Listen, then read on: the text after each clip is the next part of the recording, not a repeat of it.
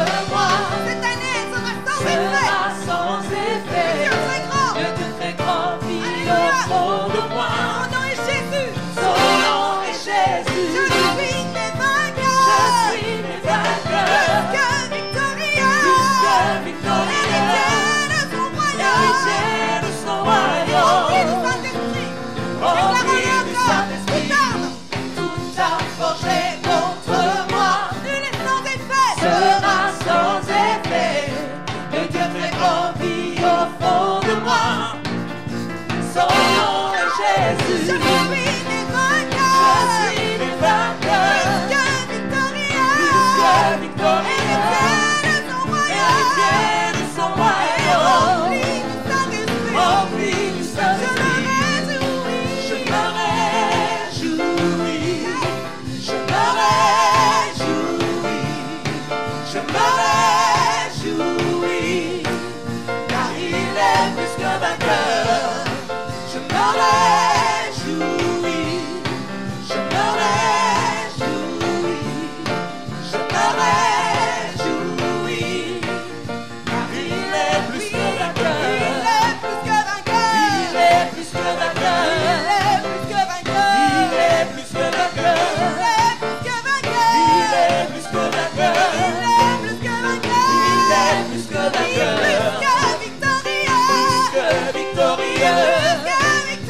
Plus que victorieux. Plus que victorieux. Plus que victorieux. Je me réjouis. Je me réjouis. Je me réjouis. Car il est plus que vainqueur.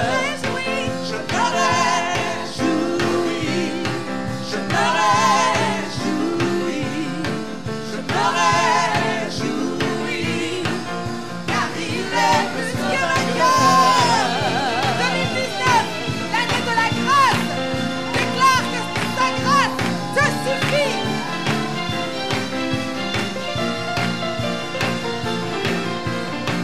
Si grande est ta fidélité, tu nous délivres du péché, tu nous conduiras dans des eaux paisibles, et rien ne peut nous séparer. Alors, souviens-toi de ton peuple. Souviens-toi de ton peuple. N'oublie pas tes enfants. N'oublie pas tes promesses, oh Dieu. Ta grâce me suffit. Ta grâce me suffit. Ta grâce me suffit, oh Dieu. Ta grâce me suffit. Ta grâce me suffit. Ta grâce me suffit, oh Dieu. Si grand est ton amour. Si grand est ton amour, oh Dieu. En toi le faible est fortifié. En toi le faible est fortifié. Tu nous conduis dans le champ de ton salut. Ton peuple chante tes louanges. Alors, souviens-toi de ton peuple. Souviens-toi de ton peuple. N'oublie pas tes enfants. N'oublie pas tes promesses, oh Dieu. Ta grâce me suffit. Ta grâce me suffit. Ta grâce me suffit, oh Dieu. Ta grâce me suffit.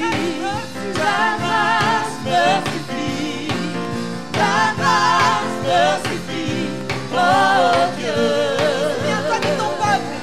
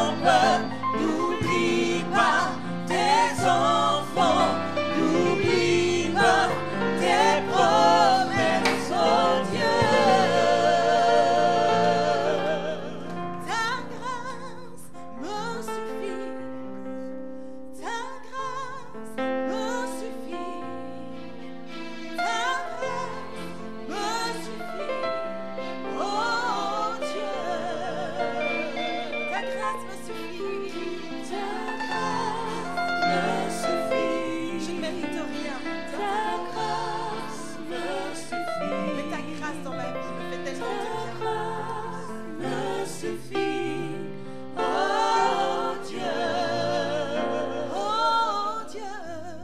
Ta grâce m'a trouvé telle que je suis. Je n'ai rien à moi, mais en toi je vis. Majesté.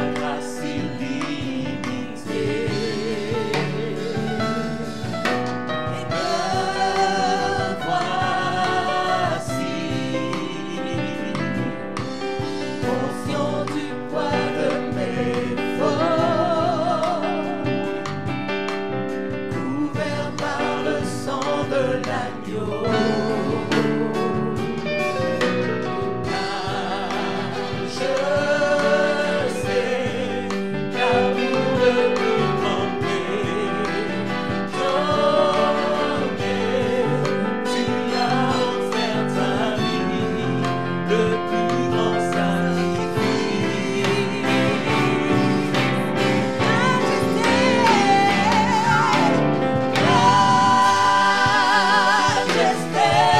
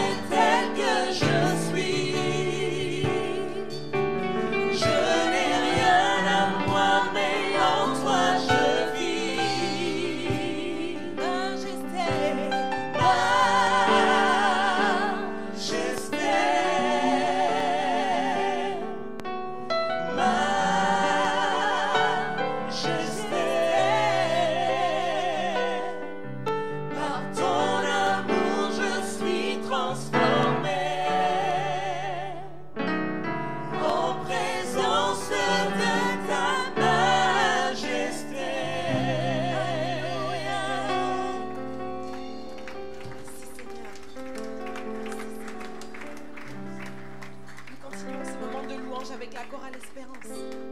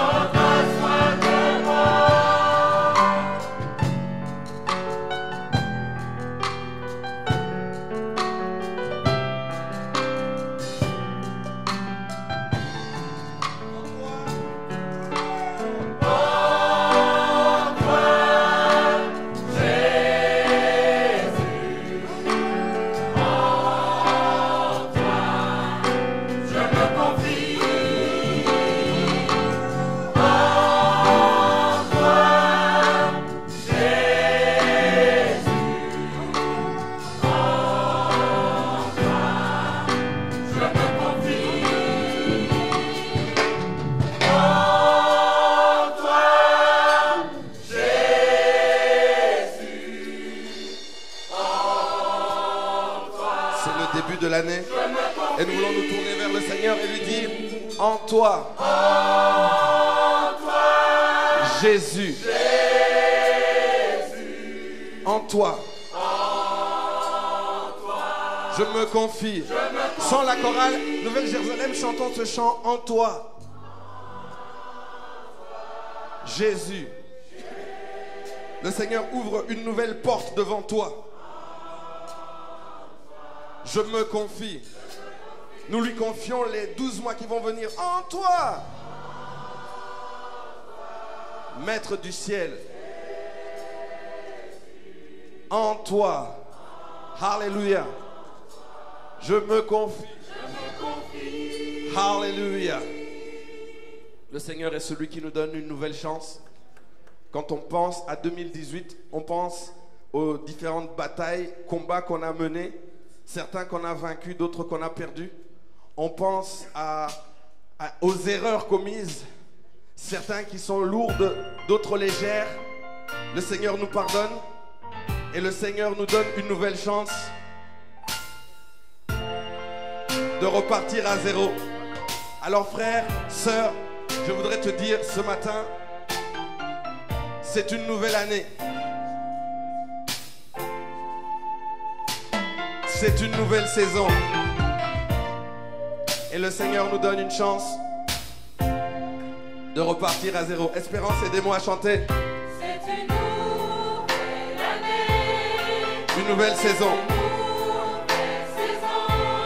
Les pendules et les horloges sont remises à zéro. Et le Seigneur te donne, il me donne, il nous donne une nouvelle chance de repartir à zéro. Repartir à zéro. Oh!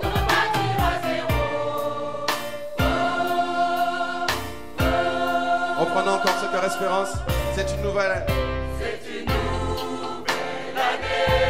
C'est une nouvelle saison. Les pendules et les horloges sont remises. Le Seigneur oublie ce que tu as fait en 2018 et il te donne, il me donne une nouvelle chance de repartir. Espérance. Oh. Je suis pas très convaincu quand je vous regarde. C'est vrai? C'est vrai? Nous allons dans le couplet. Écoutez ceci, nous disons ceci. Nous sommes déterminés. Nous sommes déterminés à aller de l'avant. Nous sommes déterminés. Oh oui, oh oui. Et avec le Seigneur. En 2019. En 2019, nous vaincrons. Rien ne nous arrêtera. Nous irons. de l'avant. Oh oui, oh oui. Et avec le Seigneur. En 2019, nous vaincrons. Je suis le messager d'une bonne nouvelle, frère. C'est une nouvelle année. Je suis le messager d'une bonne nouvelle, sœur. C'est une nouvelle saison. Les pendules et les horloges sont remises à zéro. Et le Seigneur, il te donne, il me donne, il nous donne une nouvelle de repartir. J'ai bien dit à zéro. J'ai bien dit à zéro. Vraiment, vraiment à zéro. L'année de la grâce, frères et sœurs. L'année de la grâce. Nous allons reprendre une dernière fois le couplet. Espérance. Nous sommes déterminés. Nous sommes déterminés À aller de l'avant. Oh oui, oh oui. Et avec le Seigneur. En 2019. Je cherche des vainqueurs dans cette salle. Rien ne nous arrêtera. Nous irons. de l'avant. Oh ouais, oh oui. Oh. En 2019. Nous entrons dans ma partie préférée. Nous sommes comme sur une vague, en train d'avancer. Nous enlevons les épreuves à droite, à gauche. Nous écrasons le diable. Parce que Dieu nous donne une nouvelle chance de repartir à zéro. Dieu nous donne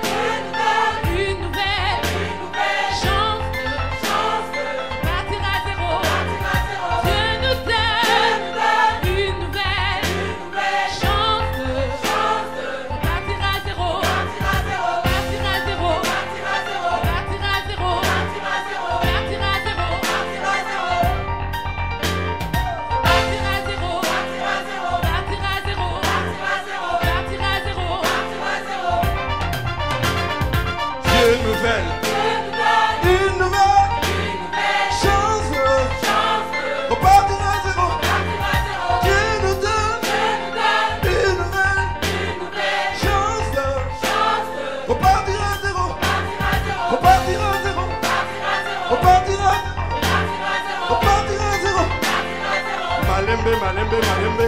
Repartir à zéro. Repartir à zéro. Repartir à zéro. L'année de la grâce, espérance. Repartir à zéro. Repartir à zéro. Repartir à zéro. Repartir à zéro. Repartir à zéro. Repartir à zéro. Oui, j'ai dit repartir à zéro. Repartir à zéro. Repartir à zéro. Repartir à zéro. Par la grâce du Seigneur. Par la grâce du Seigneur.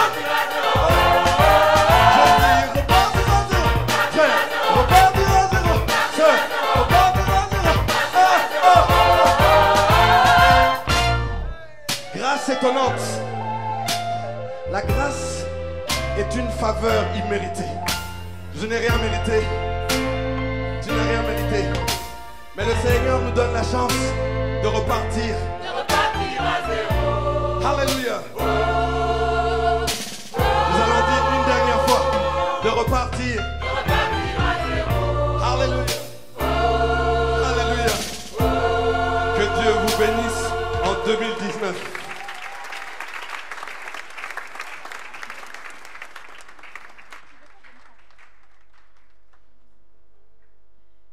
Et nous allons tous nous lever, préparer nos cœurs à l'écoute de la parole.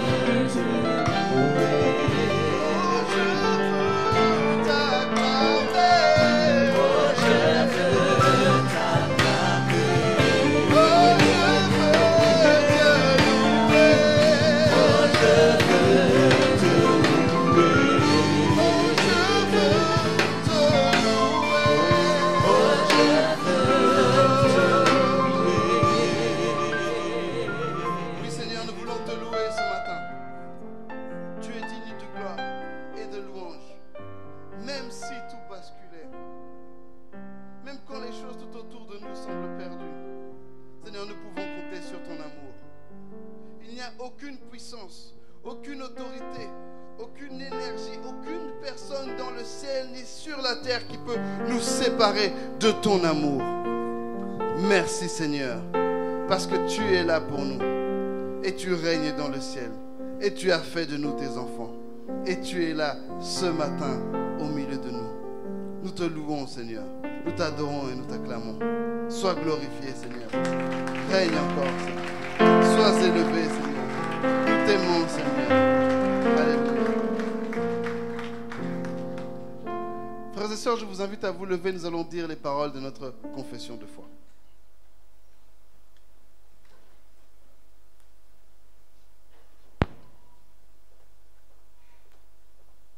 Et nous disons tous ensemble, je crois en Dieu, le Père Tout-Puissant, Créateur du ciel et de la terre. Je crois en Jésus-Christ, son Fils unique, notre Seigneur, qui a été conçu du Saint-Esprit et qui est...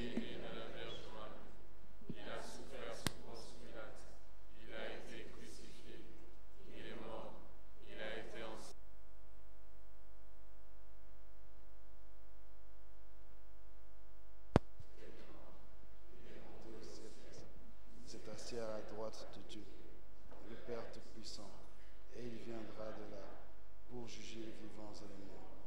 Je crois au Saint-Esprit, je crois en la Sainte Église universelle, la communion des saints,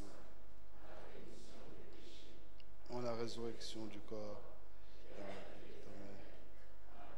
Et nous tournons nos Bibles vers Exode chapitre 20 afin de lire les 10 commandements. Et nous disons tous ensemble, alors Dieu prononça toutes ces paroles en disant, je suis l'Éternel ton Dieu, qui t'ai fait sortir des pays d'Égypte, de la maison de servitude. Tu n'auras pas d'autre Dieu devant ma face. Tu ne te feras point d'image taillée, ni de représentation quelconque des choses qui sont en haut dans les cieux, qui sont en bas sur la terre et qui sont dans les eaux plus bas que la terre. Tu ne te prosterneras point devant elles, et tu ne les serviras point, car moi, l'Éternel, ton Dieu, je suis un Dieu jaloux, qui punit l'iniquité des pères sur les enfants, à la 3e et à la 4e génération de ceux qui m'haïssent et qui fait miséricorde, jusqu'en 1000 générations, à ceux qui m'aiment et qui gardent mes commandements. Tu ne prendras point le nom de l'Éternel, ton Dieu, en vain, car l'Éternel ne laissera point impuni celui qui prendra son nom en vain. Souviens-toi du jour du repos pour le sanctifier. Tu travailleras 6 jours et tu feras tout ton ouvrage. Mais le 7e jour est le jour du repos de l'Éternel ton Dieu. Tu ne feras aucun ouvrage, ni toi, ni ton fils, ni ta fille, ni ton serviteur, ni ta servante, ni ton bétail, ni l'étranger qui est dans tes portes. Car en 6 jours, l'Éternel a fait les cieux, la terre et la mer, et tout ce qui est contenu. Reposez le 7e jour. C'est pourquoi l'Éternel a béni le jour du repos et l'a sanctifié. Honore ton père et ta mère, afin que tes jours se prolongent dans le pays que l'Éternel ton Dieu te donne. Tu ne tueras point, tu ne commettras point d'adultère, tu ne déroberas point, tu ne porteras point de faux témoignages contre ton prochain, tu ne convoiteras point la maison de ton prochain, tu ne convoiteras point la femme de ton prochain, ni son serviteur, ni sa servante, ni son bœuf, ni son âne, ni aucune chose qui appartienne à ton prochain. Amen. Amen. Frères et sœurs, avant de nous asseoir, prenons le temps de souhaiter la bonne année à 2, 3, 4 personnes. Bonne année, bonne année. Bonne année 2019. Maman Bishop, Papa Bishop, bonne année 2019. Bonne année 2019. Bonne année à tous. Bonne année aux frères, aux sœurs, aux papas, aux mamans, aux enfants. Bonne année à nos chers internautes qui nous suivent en direct ou qui nous suivront dans les mois à venir. Merci beaucoup. Bonne année 2019. Tu es encore en vie, tu es encore en forme et Jésus n'est pas encore revenu. Tite, chapitre 2, versets 11 à 13. Tournons nos Bibles vers l'épître de Paul à Tite, chapitre 2, versets 11 à 13. 2019 a été proclamé l'année de la grâce de Dieu.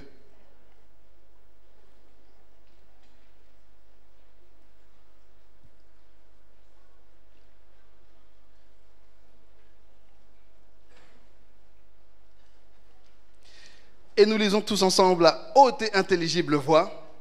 Car la grâce de Dieu, source de salut pour tous les hommes, a été manifestée. Elle nous enseigne à renoncer à l'impiété et aux convoitises mondaines et à vivre dans le siècle présent selon la sagesse, la justice et la piété, en attendant la bienheureuse espérance et la manifestation de la gloire du grand Dieu et de notre Sauveur Jésus-Christ. Amen. Est-ce qu'on peut acclamer très fort pour notre bishop, attendez, qui, même à l'hôpital, prend le temps de prier pour nous, prend le temps de chercher la face de Dieu pour avoir un thème de l'année aussi exceptionnel pour nous. C'est fantastique. On peut acclamer très fort? Yes.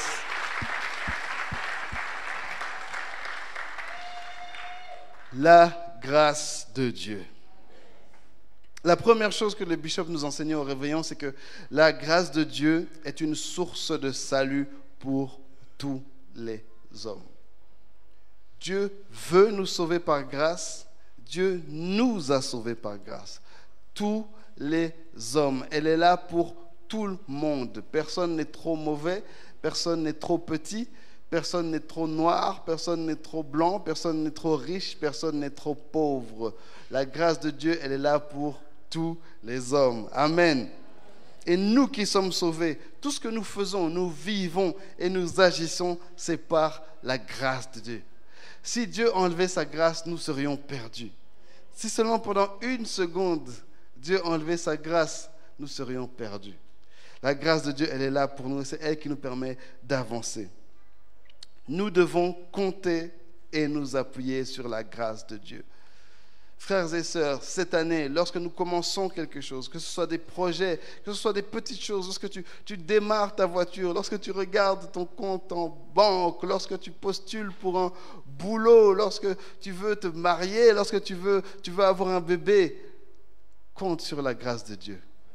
Proclame la grâce de Dieu dans ta vie. Elle a déjà été manifestée, la grâce de Dieu, la source de notre salut. Cette semaine, j'ai beaucoup réfléchi à notre Église. Le bishop nous disait que sa vie est une grâce de Dieu. Il nous disait que le diable avait voulu reprendre sa vie en 1980. Et je me suis dit, 1980, moi je suis né en 1983. Donc si le diable avait gagné, je serais mouru même avant d'être né. Non. Même avant d'être naître, je serais mouru. Non. Si nous sommes là, c'est par la grâce de Dieu. C'est 34 ans de Nouvelle-Jérusalem, c'est la grâce de Dieu.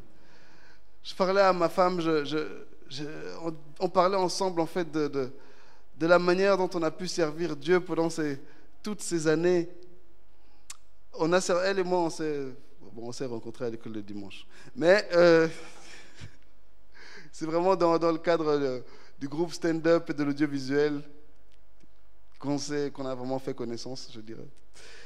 Et dans le cadre de stand-up, tellement souvent on a pris la route, partir en Belgique, en Europe, on a pris les avions. Hier, on était chez ma soeur Katiti et on regardait des vieux DVD de certains voyages que la chorale de Masse a fait. On regardait le voyage de la chorale de Masse en 2006 à Los Angeles. Imaginez 100 Congolais, bon, il y avait aussi quelques non-Congolais, des Camerounais. Imaginez 100 Africains, 100 Noirs, avec tout notre désordre, tout notre retard, tout notre... prendre des multiples avions, parce que c'était au moins 15 heures de vol avec escale jusqu'à Los Angeles. Vivre pendant 10 jours ensemble, et on est presque tous revenus. Il y en a une qui est revenue un peu plus tard, mais sinon on est tous revenus. On n'a pas eu d'accident, on n'a pas eu de choses bizarres qui nous sont arrivées. Et vous savez, les voyages, ça fait partie de la culture de la Nouvelle-Jérusalem. Depuis les années 80, le bishop a déjà pris, je pense, à 2 ou 3 reprises des gens en Corée. Des voyages en Corée, on en a eu plus, 4 voyages en Corée. Et tout le monde est toujours revenu. Depuis 1980, je ne sais pas combien, on va en Amérique tous les 2 ans. En 2014, on est parti à plus de... On était, je crois, 150, on est parti à Orlando, à l'Assemblée Générale. 150 de toute la Belgique. On est tous revenus. En 2016, on est parti à Nashville. On était un peu plus d'une trentaine. On a pris un vol le matin ici à 5 h du matin à l'aéroport ici à Zaventem. On s'est retrouvé à Istanbul. À Istanbul, on a pris l'avion pour Atlanta. Et là, dans l'avion, on nous apprend qu'il y a eu coup d'État à Istanbul. L'aéroport a été saisi par les militaires. Nous, on est dans l'avion. On a failli être pris dans un coup d'État à Istanbul. On arrive à Atlanta la nuit. On a roulé toute la nuit. Donc, on est réveillé depuis 5 h du matin. On a roulé toute la nuit dans les montagnes de Georgie et du Tennessee. On arrivait là-bas à 5 h du matin, fatigués depuis... Ça faisait plus de 20 heures qu'on était en train de voyager. Dieu nous a gardés. On a fait je ne sais pas combien de jours là-bas, on est revenu, Dieu nous a gardés. Cette année encore, on est parti à une 50aine. Dieu nous a gardés. Toutes ces choses qu'on a fait, c'était par la grâce de Dieu. Il y avait même un voyage, je crois que c'était à San Antonio.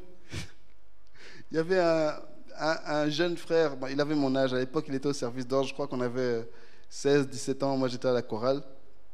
Nous on est déjà en Amérique.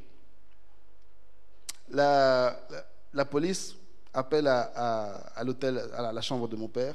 Oui, vous êtes telle personne? Oui. Venez, on a quelqu'un à vous. Oh. On arrive au commissariat. Enfin, on me racontera ça, moi je n'étais pas au commissariat.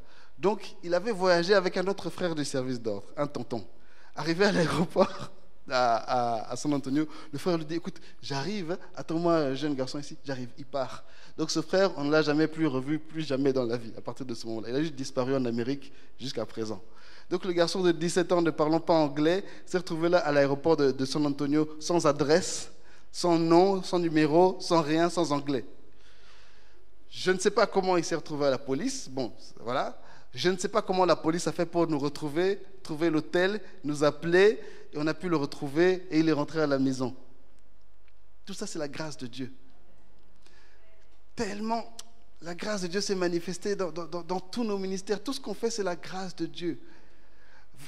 Les Africains, vous savez très bien que si cette église tient encore debout, malgré nous, c'est la grâce de Dieu. Si une église pareille est debout dans ce pays non spirituel de la Belgique, ce pays fortement démonisé de la Belgique, c'est par la grâce de Dieu. Qui se souvient du nombre de fois où il y a eu des articles qui ont paru sur nous dans les journaux, on disait qu'à la Nouvelle-Jérusalem, on buvait le sang de vierge, à la Nouvelle-Jérusalem, on faisait ceci, cela. Qui se souvient de cette commission parlementaire qui nous avait mis dans la liste des sectes? Combien de fois on n'aurait pas dû fermer cette église? Lors des dernières élections au Congo, quand nos frères avaient le sang qui chauffait un peu et ils avaient décrété qu'ils devaient venir détruire la Nouvelle-Jérusalem. Hein? On est encore là, c'est la grâce de Dieu. On va lire Psaume chapitre 124, tout le chapitre, versets 1 à 8, c'est pas long. Psaume chapitre 124, versets 1 à 8. Si nous sommes encore là dans ce pays de la Belgique, si nous sommes encore là dans cette ville de Bruxelles, c'est par la grâce de Dieu. Combien d'églises ne se sont pas levées en disant, cette fois-ci, nous allons vider la Nouvelle-Jérusalem? Et la Nouvelle-Jérusalem est encore là. Combien de pasteurs ne se sont pas réveillés un jour en disant, cette fois-ci, je vais partir, je vais vider la Nouvelle-Jérusalem, je vais vider la chorale Espérance, je vais vider les Vies Nouvelles. Et les chorales sont encore là, les ministères sont encore là, la Nouvelle-Jérusalem est encore là. Il y a une histoire, on va lire ce psaume 124, versets 1 à 8. C'est une histoire tellement farfelue, on en parle rarement, mais c'est tellement farfelu, mais croyez-moi, maman champion est là, elle a les photos à la maison. Si vous doutez, allez lui demander à elle, pas à moi. Un jour, Nouvelle-Jérusalem, nous on était en Amérique. Ok? Donc les voisins ont vu un homme sur le toit de l'église. Maman champion, j'ai dit la vérité, hein? Un noir, tout nu, qui ne parlait aucune langue connue, sur le toit de la Nouvelle Jérusalem. On a dû faire venir les pompiers, ils ont fait monter leur échelle pour essayer de faire descendre cet homme. Vous qui venez, les frères et sœurs qui venaient d'Afrique, vous savez très bien c'est quoi cette histoire. Okay? C'est quelqu'un qui était en train de voler, atterrissage forcé. Il y a les photos, ne croyez pas demander à maman champion. Nous, avec papa et tout ça, on était en Amérique, ok? C'est les pompiers qui sont venus de même, c'est les voisins qui ont appelé les pompiers. Okay? Il y a des gens dans le monde des ténèbres qui ont déjà essayé de vaincre la Nouvelle Jérusalem. Quand moi j'étais enfant de la Nouvelle Jérusalem, est-ce que les enfants de la Nouvelle Jérusalem, vous êtes là? Quand nous, on était enfants dans les années 80-90, vous savez qu'on ne pouvait pas aller aux toilettes à la Nouvelle Jérusalem. Hein? Est-ce que je mens? Est-ce que vous savez pourquoi nous, les enfants, ne pouvaient pas aller aux toilettes à la Nouvelle Jérusalem? Parce qu'il y avait des sorciers à la Nouvelle Jérusalem. Et ce n'est pas les sorciers vite fait de maintenant. C'était des gens, des noirs et des blancs. Il y avait des sorciers belges qui venaient. Bon, moi, je suis sorcier, je viens de votre église. Ils avouaient, ce n'était pas caché. Des gens de Lessines, de Charleroi, tout ça. Et ils allaient faire leurs histoires dans les toilettes pendant les cultes. Si on est encore là, c'est par la grâce de Dieu. Les hommes ont essayé, les démons ont essayé, les esprits ont essayé, les sorciers ont essayé, le gouvernement a essayé, même nos frères chrétiens malheureusement ont essayé. Et si on est encore là, c'est seulement par la grâce de Dieu. Psaume 124, versets 1 à 8. Cantique des degrés de David. Juste une petite pause. Cantique des degrés, ce sont les cantiques qu'on chante lorsqu'on fait le pèlerinage, qu'on va vers Jérusalem, parce que Jérusalem est en hauteur. Donc c'est des chants qu'on chante pour se donner le courage alors qu'on va se réunir tous ensemble dans la maison de Dieu. Cantique des degrés de David. Sans l'Éternel qui nous protégea. Qu'Israël le dise. Sans l'Éternel qui nous protégea. Quand les hommes s'élevèrent contre nous, ils nous auraient engloutis tous vivants. Quand leur colère s'enflamma contre nous, alors les eaux nous auraient submergés. Alors auraient passé sur notre âme les flots impétueux. Béni soit l'Éternel qui ne nous a pas livrés en proie à leurs dents. Notre âme s'est échappée comme l'oiseau du filet des oiseleurs. Le filet s'est rompu et nous nous sommes échappés. Notre secours est dans le nom de l'Éternel qui a fait les cieux et la terre. Amen. Notre secours à nous a toujours été dans l'Éternel. Et il va continuer en 2019, notre secours, ce sera encore dans l'Éternel. Pas dans le marbre, même pas dans les membres, pas dans le nombre, pas dans l'argent, dans l'Éternel. C'est sur lui que notre Église compte et c'est sur lui que chaque famille, chaque membre de la Nouvelle Jérusalem doit compter. Combien de gens en ont voulu à ta vie depuis que tu es né? Allez, parmi nous ici, qui sont ceux qui ont failli mourir à leur naissance? Levez les mains. Il y en a, levez la main. On vous voit. Yes, yes. Vous voyez le nombre de personnes, ceux qui ont failli mourir à leur naissance. Et vous êtes encore là aujourd'hui. Parmi nous, qui ont fait un petit séjour à l'hôpital en 2019? Levez la main. Levez la main. En 2018. Levez la main, ceux qui ont fait un petit séjour à l'hôpital. On vous voit. Et vous êtes encore là. Et tout ça, c'est par la grâce de Dieu. La grâce de Dieu nous a permis de tenir bon jusqu'à présent. Et c'est la grâce de Dieu qui va encore nous accompagner dans le futur. En regardant dans le passé, la grâce de Dieu s'est déjà manifestée dans nos vies. Tout ce que nous faisons, tout ce que nous vivons, c'est par la grâce de Dieu. J'étais chez nos amis, les sans-papiers qui habitent au bâtiment Martigny à côté. Une centaine de personnes, sans papier. Ils sont en Belgique depuis 9 ans. Sans papier, sans travail, sans rien. Et je me dis, waouh, vous vous souvenez, Nouvelle-Jérusalem, 1985, 1990, 1995, qui avait des papiers? Bon, moi j'en avais. Mais soit, qui avait des papiers? Pas grand monde, hein? Et pourtant tout le monde travaillait. Si vous veniez à l'église, vous regardez les gens le dimanche, vous allez dire, waouh, ici les gens ont l'argent. Non, personne n'avait l'argent, personne n'avait les papiers, mais la grâce de Dieu était avec nous. Allez, levez la main. Ceux qui sont venus à la Nouvelle-Jérusalem, vous étiez seuls. Et maintenant, vous avez une famille. Levez la main. Vous êtes venus tout seuls. Maintenant, vous avez une famille. Levez la main. Ceux qui ont rencontré leur épouse, leur époux à la Nouvelle-Jérusalem, levez la main. Levez la main qu'on puisse vous voir. Levez la main qu'on puisse vous voir. Yes, la grâce de Dieu a été avec nous. La grâce de Dieu. Ceux qui sont nés à la Nouvelle Jérusalem, levez la main qu'on puisse vous voir. Yes! La grâce de Dieu a été avec nous pendant 34 ans. Est-ce qu'on peut acclamer, louer, glorifier le Seigneur? Yes! Il ne nous a jamais laissé tomber et il n'est pas sur le point de nous laisser tomber. Ce n'est pas par nos efforts, c'est simplement par sa grâce, parce que c'est un Dieu bon. La grâce de Dieu s'est manifestée. Et dans le futur encore, elle va se manifester. La deuxième chose que le bishop nous a enseigné, c'est que la grâce de Dieu nous enseigne à renoncer à l'impiété et aux convoitises mondaines. La grâce de Dieu nous enseigne à renoncer à l'impiété et aux convoitises mondaines. Nous n'avons pas toujours besoin de prêcher et de dire aux gens de ne pas vivre dans le péché. La grâce de Dieu nous enseigne. Nous n'allons pas rester impies. La grâce va nous enseigner à vivre sans les convoitises du monde.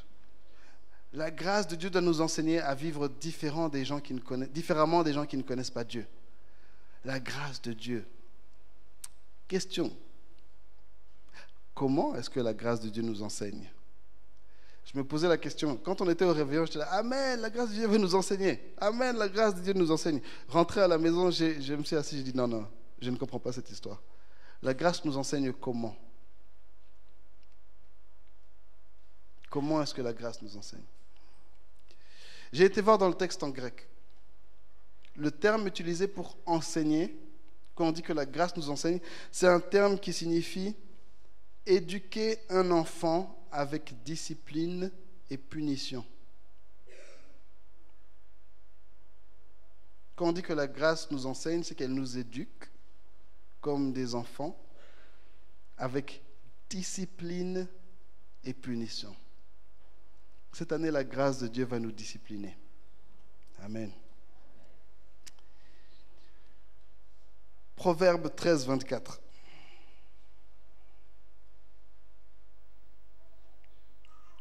Celui qui ménage sa verge, celui qui ménage son bâton, est son fils.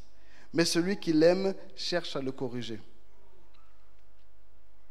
Donc celui qui ne tape pas son enfant, qui garde son bâton, non, il faut comprendre, c'est un enfant, on va le laisser. Il déteste, il est son fils. Mais celui qui aime son enfant cherche à le corriger. La grâce de Dieu. Sa grâce fait que parfois son bâton va nous frapper. Sa grâce fait que Dieu lui-même va nous corriger. Ça a l'air compliqué, ça a l'air bizarre, hein? On va lire Hébreux chapitre 12, versets 4 à 13. L'année de la grâce de Dieu. Dieu veut nous enseigner, il veut nous éduquer comme des enfants avec discipline et punition. Hébreux chapitre 12, versets 4 à 13. Soit dit en passant, ça mérite aussi quelques amen. Vous n'avez pas encore résisté jusqu'au sang en luttant contre le péché. Et vous avez oublié l'exhortation qui vous est adressée comme à des fils. Mon fils, ne méprise pas le châtiment du Seigneur et ne perds pas courage lorsqu'il te reprend. Car le Seigneur châtie celui qu'il aime et il frappe de la verge tous ceux qu'il reconnaît pour ses fils. Dieu frappe de son bâton tous ceux qu'il reconnaît pour ses fils. Tous ceux, tous. Il ne faut pas dire non mais moi je suis un fils à part, non, tous ceux. Supportez le châtiment. C'est comme des fils que Dieu vous traite. Car quel est le fils qu'un père ne châtie pas? Mais si vous êtes exempts du châtiment auquel tous ont part, vous êtes donc des enfants illégitimes et non des fils. Si Dieu ne te punit pas, c'est que tu n'es pas un fils. Si tu n'as pas vu la punition de Dieu dans ta vie, si cette année tu ne vois pas Dieu te punir, c'est que tu n'es pas un fils ou bien c'est que tu es parfait. D'ailleurs, puisque nos pères selon la chair nous ont châtiés et que nous les avons respectés, ne devons-nous pas à bien plus forte raison nous soumettre au Père des esprits pour avoir la vie? Nos pères nous châtiaient pour peu de jours comme ils le trouvaient bon, mais Dieu nous châtie pour notre bien, afin que nous participions à sa sainteté. Il est vrai que tout châtiment semble d'abord un sujet de tristesse et non de joie. Mais il produit plus tard, pour ceux qui ont été ainsi exercés, un fruit paisible de justice. Fortifiez donc vos mains languissantes et vos genoux affaiblis, et suivez avec vos pieds des voies droites, afin que ce qui est boiteux ne dévie pas, mais plutôt se raffermisse.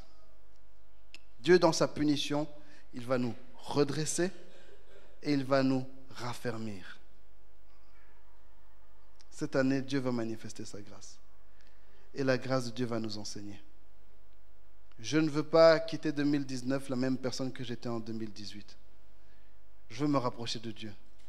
Je veux m'éloigner des convoitises de ce monde. Je veux m'éloigner de la vie impie. Je veux me rapprocher du ciel. Et comment? Par la discipline de Dieu. Cette année, ma prière, c'est vraiment que, Seigneur, si je marche dans l'erreur, n'éloigne pas ton bâton de ma vie. Seigneur, si tu dois me corriger, corrige-moi. Cette année, ne cherchons pas la main de Satan dans tout ce qui se passe. Ce n'est pas Satan qui est en train de t'attaquer, c'est Dieu qui est en train de te corriger. Cherchons la correction de Dieu. Et il va nous enseigner, et nous enseigner, et nous enseigner. Lamentation, chapitre 3, versets 25 à 42. Oui, il arrive qu'on prêche aussi sur lamentation. Lamentation, chapitre 3, versets 25 à 42. C'est un long texte, mais c'est important.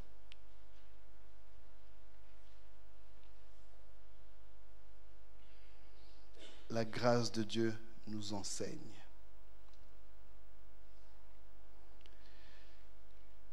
L'Éternel a de la bonté pour qui espère en lui, pour l'âme qui le cherche. Amen. Il est bon d'attendre en silence le secours de l'Éternel. Il est bon pour l'homme de porter le joug dans sa jeunesse. Il se tiendra solitaire et silencieux parce que l'Éternel le lui impose. Il est bon de porter le joug dans sa jeunesse. Un joug, c'est quoi? C'est la grosse pièce de bois qu'on mettait sur le dos des bœufs lorsqu'ils devaient tirer une charrue. Ils étaient attachés ensemble. Ça permettait de rester concentrés, de rester ensemble. Et c'est quelque chose de lourd et de contraignant. Et le texte nous dit qu'il est bon de porter le joug dès sa jeunesse. Est-ce qu'il y a des jeunes dans la salle? Allez, sérieusement. Est-ce qu'il y a des jeunes dans la salle? Wouh, ok. C'est important de porter le joug dès la jeunesse. C'est important que Dieu nous corrige dès notre jeunesse. C'est bon que Dieu nous corrige dès notre jeunesse. Certains d'entre vous, encore une fois, il vous arrive des choses, vous pensez que c'est le diable, que c'est les sorciers. Non, pas de diable, pas de sorcier. C'est Dieu. Pourquoi? Parce que Dieu vous aime. Parce que Dieu est votre Père et il veut vous corriger. Dieu veut vous apprendre des choses. Dieu veut que vous changiez. Il veut que vous sortiez de l'impiété. L'impiété, c'est quoi? C'est le contraire de la piété. De rien. Non, ça veut dire quoi, sérieusement? Ça veut dire, c'est un caractère religieux. C'est une dévotion, un dévouement envers Dieu. Une dévotion, un dévouement envers la religion et envers le culte. Dieu veut que nous soyons dévoués pour lui. Il y a dans le texte de Tite, quand il parle de piété, il parle d'une dévotion intérieure. Dieu veut que nos cœurs soient réellement tournés vers lui. En 2018, ce n'était pas facile. En 2019, ce sera sans doute encore moins facile. Et pourtant, c'est la volonté de Dieu pour nous. Et il veut que dès votre jeunesse, vos cœurs soient dévoués vers lui. Est-ce que vous croyez que c'est possible? Est-ce que quelqu'un le veut aujourd'hui? Lamentation 3. On est au verset 29. On reprend le verset 28. Il se tiendra solitaire et silencieux parce que l'Éternel le lui impose. Dans sa correction, dans sa discipline, Dieu va nous sortir de la masse. Il va éloigner tes amis. Il va éloigner les distractions. et il va te garder silencieux. Il va te faire méditer. Il va te focaliser ta pensée sur sa parole. En attendant. En attendant quoi? En attendant le salut de Dieu. Et un jour, les soucis que tu vis maintenant, la correction, elle aura une fin. Et Dieu viendra te dire, c'est bon, tu as compris. Et il te fera entrer dans ta bénédiction. Verset 29, il mettra sa bouche dans la poussière, sans perdre toute espérance. Il présentera la joue à celui qui le frappe, il se rassasiera d'opprobre. Car le Seigneur ne rejette pas toujours. Certains en 2018, vous êtes vraiment écartés de Dieu. Je parle à ceux qui sont dans la salle, je parle à ceux qui sont sur Internet. Vous êtes écartés de Dieu et vous le savez. Et vous pensez qu'il est trop tard. Heureusement, il n'est pas trop tard. Mais vous devez accepter votre punition de Dieu. Le texte nous parle d'être rassasié d'opprobre. Qu'on doit accepter de prendre la souffrance sur nous, tout en cherchant la face de Dieu. Cherchant la face de Dieu, cherchant à se reconnecter avec Dieu. Et un jour, Dieu va se révéler dans ta vie. Un jour, Dieu va venir te parler. Mais, verset 32, mais lorsqu'il afflige, Dieu ne rejette pas toujours, mais lorsqu'il afflige, il a la compassion selon sa grande miséricorde. Car ce n'est pas volontiers qu'il humilie et qu'il afflige les enfants des hommes. Quand on foule aux pieds tous les captifs du pays, quand on viole la justice humaine à la face du Très-Haut, quand on fait tort à autrui dans sa cause, le Seigneur ne le voit-il pas? Qui dira qu'une chose arrive sans que le Seigneur l'ait ordonnée? N'est-ce pas de la volonté du Très-Haut que viennent les maux et les biens? Pourquoi l'homme vivant se plaindrait-il? Que chacun se plaigne de ses propres péchés. Alors que la grâce de Dieu est en train de se manifester dans nos vies, que Dieu par sa grâce est en train de nous corriger, c'est important que chacun regarde dans son cœur, regarde dans sa vie et regarde ses propres péchés. Dieu permet que certaines situations arrivent pour qu'on puisse pointer le doigt sur nos péchés et dire « Ok Seigneur, c'est vrai, c'est de ma faute. Je te demande pardon. Je veux arrêter ça. »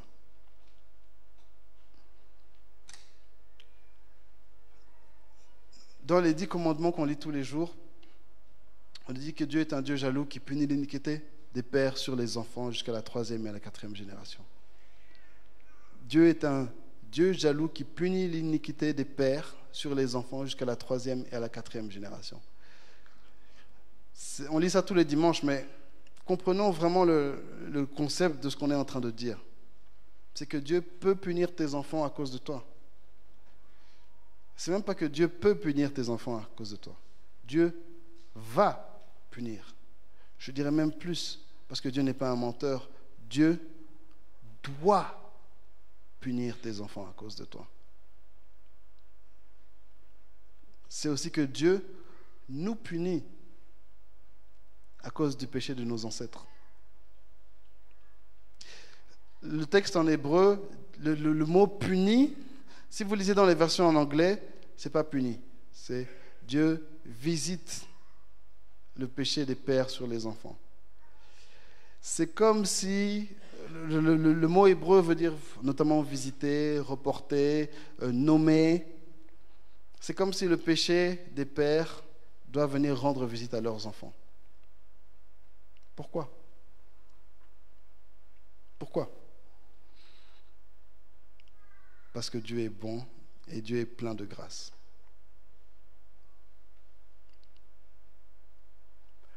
Quand Dieu fait en sorte que le péché de mon père vienne me rendre visite, qu'est-ce que Dieu dit? Il dit, regarde ce que ton père a fait. Regarde les conséquences que ça a eu sur lui et les conséquences que ça a eu pour toi. Renonce à ce péché. Abandonne ce péché. Toi, ne fais pas comme ton père. Agis différemment. Et pour 1000 générations, je peux bénir tes enfants. Certains d'entre nous, on est devenus très à l'aise dans les péchés de nos pères et de nos mères. Non, mais c'est juste un petit verre, c'est juste un petit verre, un petit verre. Et tu sais ce que ça a fait à ton père.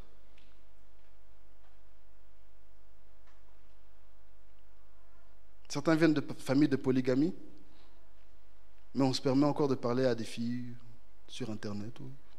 Tu sais ce que ça a fait à ton père. Tu vois très bien les résultats que ça a eu dans ta famille. Vous savez très bien, la polygamie, ça rend un peu fou. Et ça, la conséquence dans la Bible, c'est la violence et la mort. C'est clair. Je peux vous donner 20 exemples maintenant si vous voulez. Je n'ai pas le temps. Je donnerai tout ça en janvier. Au mois de février, je ferai un séminaire tous les lundis pour la jeunesse. Je parlerai de ces choses. C'est le moment de renoncer à nos péchés. Et c'est la grâce de Dieu qui nous enseigne ça. Une autre chose, c'est que quand Dieu visite mes péchés sur mon fils, ça me pousse aussi, moi, à me repentir. On a un très bon exemple dans la Bible. David, il est allé prendre la femme de son soldat, Bathsheba. Il a fait un enfant avec elle. Qu'est-ce que Dieu a fait? Il a rendu l'enfant malade. Qu'est-ce que David a fait? David a prié, David s'est repenti. Et il nous a écrit un des plus beaux psaumes que la Bible peut contenir. Malheureusement, l'enfant est mort. Mais David a retenu la leçon.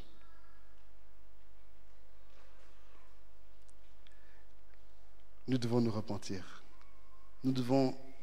La grâce de Dieu attire nos regards sur nos péchés. Cette année, ne blâmons pas les autres. Cette année, d'abord, commençons par regarder nos péchés. Ensuite, c'est vrai, malheureusement, le problème avec le péché, c'est que ça ouvre les portes au diable. Le diable, il est là c'est un lion qui rôde et qui cherche qui il peut dévorer. Il est là pour voler, il est là pour détruire. Il est là pour tuer.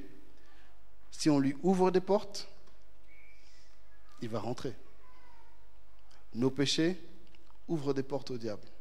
Et malheureusement, à cause de ça, oui, il se peut que les sorciers de ta famille aient pu avoir un petit impact dans ta vie. Eux, tu laisses Dieu s'en charger. Toi, repens-toi de ton péché. C'est l'année de la grâce. Verset 40. Recherchons nos voies et sondons. Recherchons nos voies. Observons nos voies. Observe la manière dont tu marches. Cette année, observons la manière dont nous marchons. Et retournons à l'Éternel.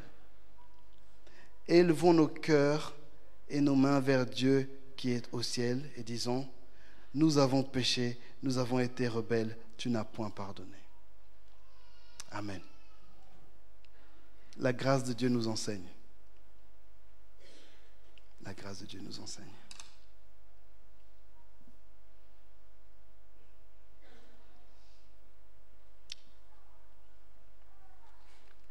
Je vais parler maintenant aux pasteurs et aux responsables de ministère.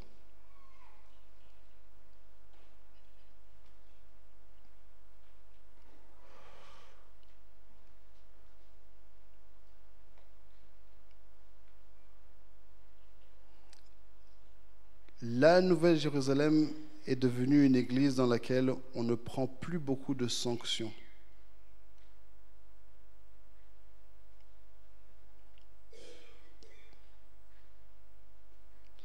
C'est devenu une église dans laquelle nous, responsables, nous avons peur de dénoncer le péché.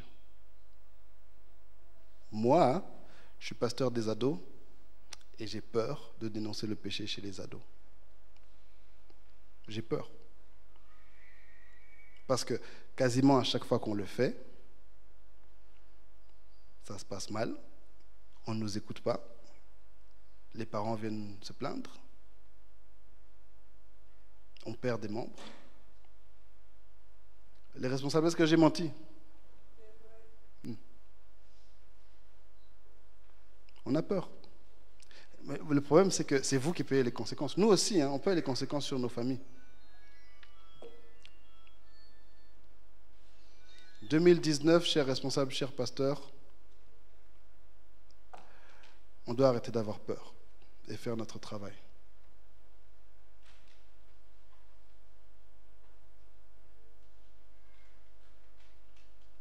doit recommencer à dénoncer le péché. Nous ne sommes pas parfaits. Ce n'est pas parce que nous sommes parfaits que nous dénonçons le péché. C'est parce que c'est notre mission qui vient de Dieu.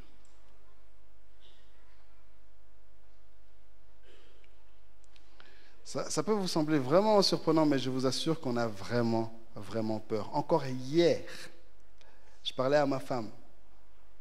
Ouais, il y a tel jeune qui a fait ça. Je vous parle de petits jeunes, des petits gamins de 15 ans. J'y pense depuis une semaine. Oui, je crois que je vais aller leur parler. Et hier, ma conclusion, c'était, tu sais quoi, je ne vais pas leur parler. Ça n'en vaut pas la peine. Je ne vais pas me créer des problèmes pour ça. Des petits gamins de 15 ans. Vous réalisez où on en est maintenant? Vous comprenez en fait la situation dans laquelle on en est. Moi, un adulte, un papa, je me dis non, je ne vais pas aller parler à des enfants de 15 ans parce que ça va me créer des problèmes. Alors qu'est-ce qu'on fait? On vous laisse dans votre péché. Mais ça doit cesser. Ça doit cesser. S'il faut que je perde mon poste, il faut que je perde mes membres. Si la chorale des ados, ça doit être 3 ados, mon neveu, moi, eh bien qu'il en soit ainsi. Qu'il en soit ainsi. On ne peut plus continuer comme ça. Cette année, c'est la grâce de Dieu. Ce n'est pas par supériorité, c'est pas par... Non, c'est parce que c'est notre travail. Et on le fait avec amour et avec grâce. Je l'espère du moins. On va terminer sur ce texte. Luc chapitre 4, versets 18 et 19.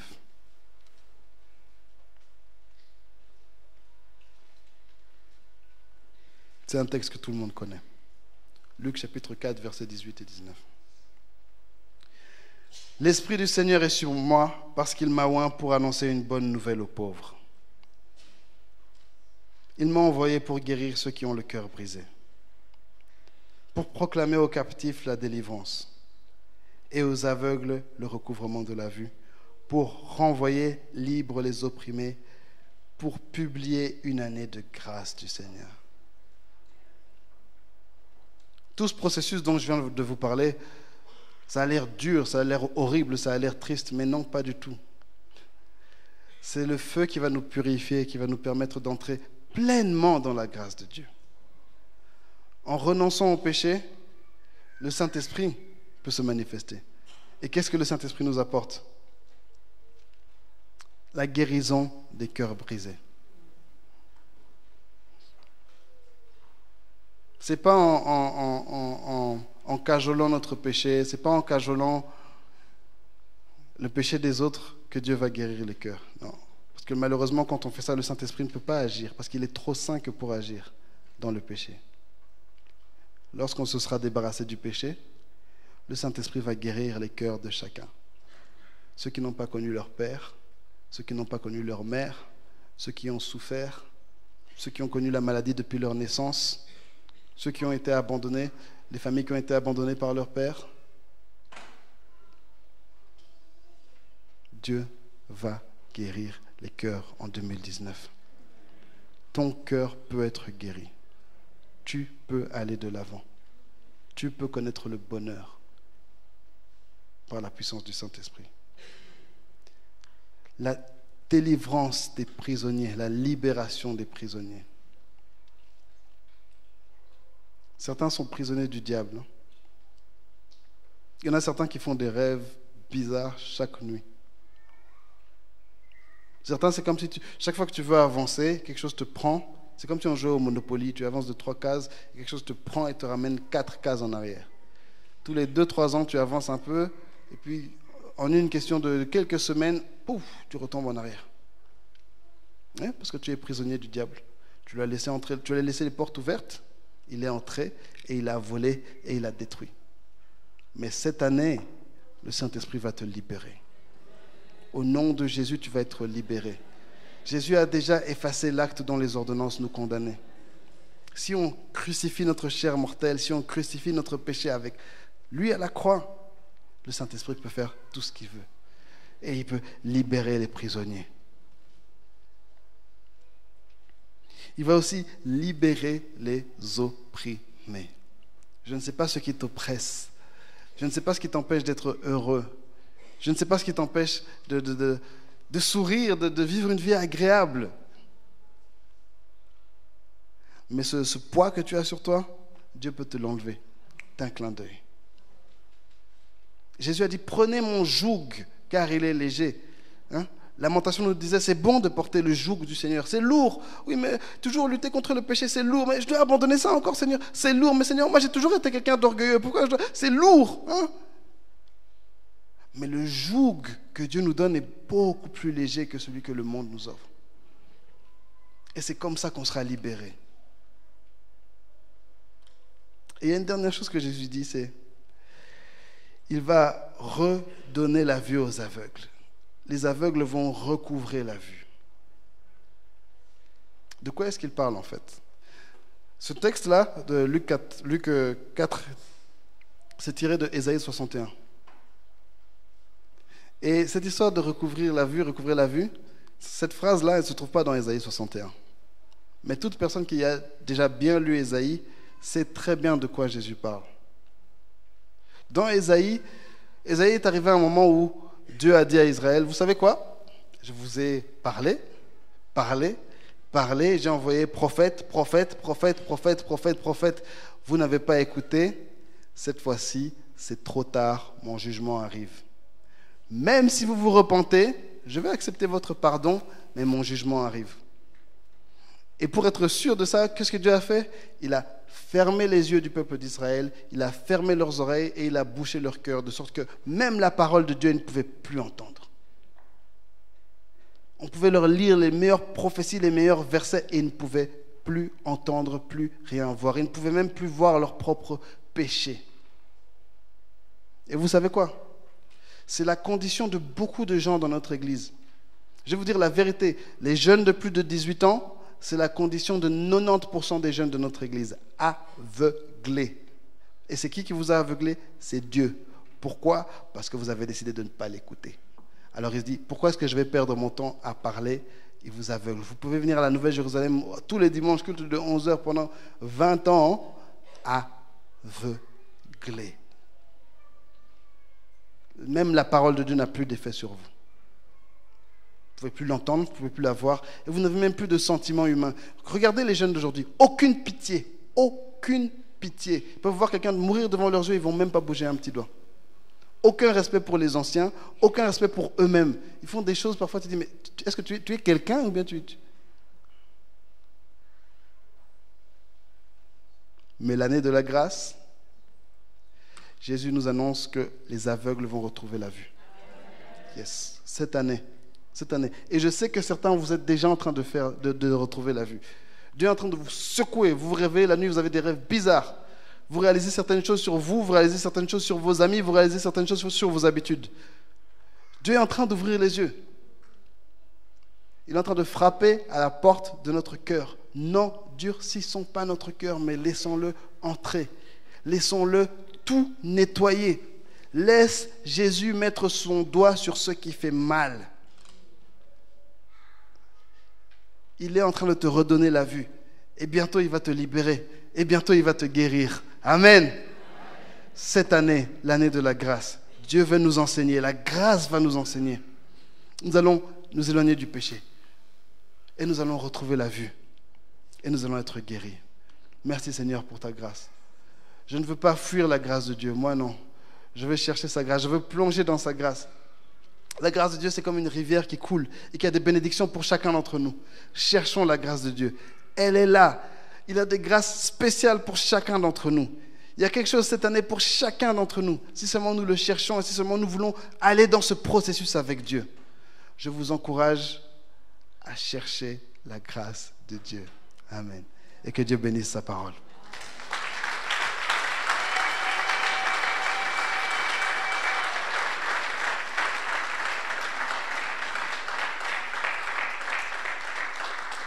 Je vais vous demander de vous lever, on va prier.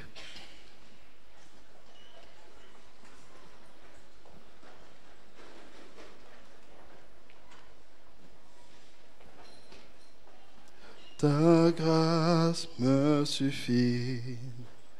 Ta grâce me suffit. Ta grâce me suffit, oh Dieu. Ta grâce me suffit, ta grâce me suffit. Ta grâce me suffit. Ta grâce me suffit, oh Dieu. Ta grâce m'a trouvé tel que je suis. Je n'ai rien à moi, mais en toi je vis. Majesté,